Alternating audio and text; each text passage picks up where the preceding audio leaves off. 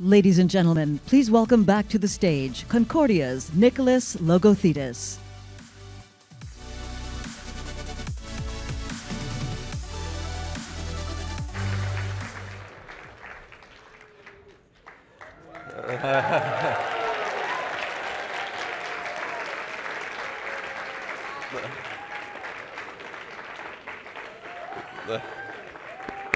There you go.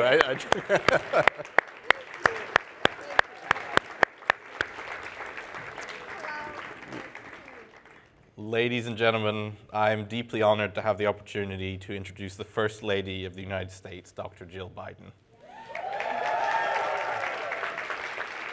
A staunch military advocate and lifelong educator who continues to teach college students to this day, Dr. Biden is a servant leader who has never lost touch with her roots. On a personal note, over the years, the First Lady has shown uncommon kindness to our young Concordia team, taking the time to graciously share her wisdom and unique insights with our community on a variety of occasions. And now, to have Dr. Biden here with us on this occasion of our 2022 Concordia Summit at such a critical juncture in the history of this country, well, I could think of no greater honor. Her presence here today makes this a historic occasion. Without further ado, please welcome the First Lady of the United States, Dr. Jill Biden.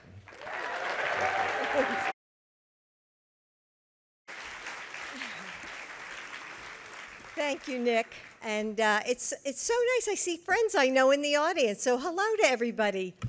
And it's so nice to see Nick again. And gosh, he called me what? A servant leader? I'm going to have to add that to my resume.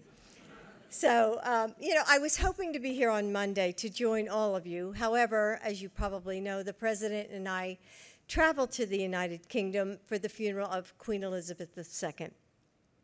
Still, you know, it was really important to me to be part of this event. So thank you for welcoming me here today.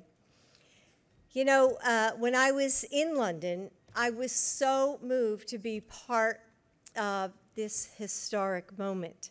And you could feel the love of her people in the outpouring of the sorrow. I mean, you saw it on the TV. There were thousands and thousands and thousands of people lining the streets. And they had, Joe and I went up to the coffin and to pay our respects.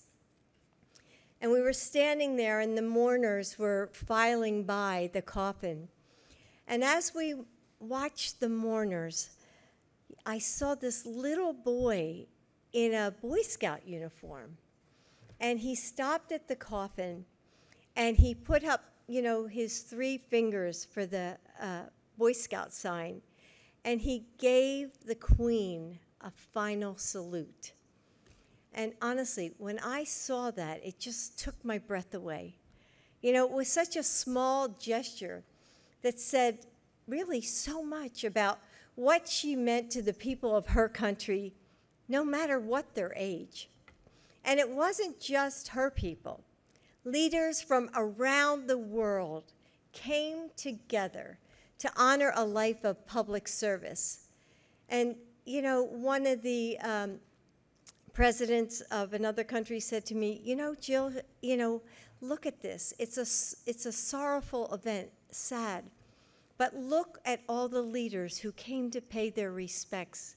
And we felt really this feeling of global unity because everyone was together to honor the Queen. And, you know, I felt that immense gratitude more than once, really, as First Lady, especially as I've had the opportunity to travel around the world and to get to know the leaders and the countries that they represent, from Japan to Ecuador to Ukraine. You know, I've been reminded that our differences are precious and that our similarities are really infinite. On those trips, there have been some who ask me, you know, why? Why meet with HIV patients in Panama? Why meet the wounded warriors in the United Kingdom? Why visit refugees in Romania? It's tempting to believe that other people's problems are theirs to solve alone. But if I've learned anything from the COVID-19 pandemic, is that we are all connected to one another.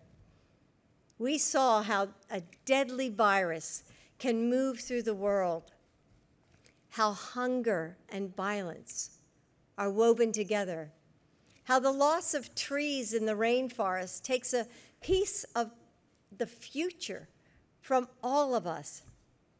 Injustice and corruption, poverty and pollution, disease and despair, they aren't contained by borders. But when doctors and clinics have what they need, deadly diseases can be stopped before they are spread. When one nation embraces democracy, it becomes the living proof that governments can deliver for the people they represent, inspiring others to follow their lead. When parents don't have to worry about feeding their families, children can learn and grow and become the leaders and innovators that we need. Yes, we're all connected, and that's why this summit matters. That's why we need diverse perspectives and input, public-private partnerships that cross industries and government and civil society, and leaders who aren't afraid of bold, innovative ideas. The president, my husband Joe, understands that. He knows that there isn't, one president, one government, or one country that can do this alone. And he is committed to leading with diplomacy, democracy, and humility. Your work here today reaffirms that throughout the country and around the world, our lives are tied together in immeasurable and powerful ways.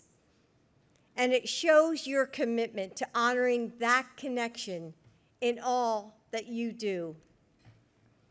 Thank you for your work. We stand with you, and together we will build a brighter future for all of us. Thank you.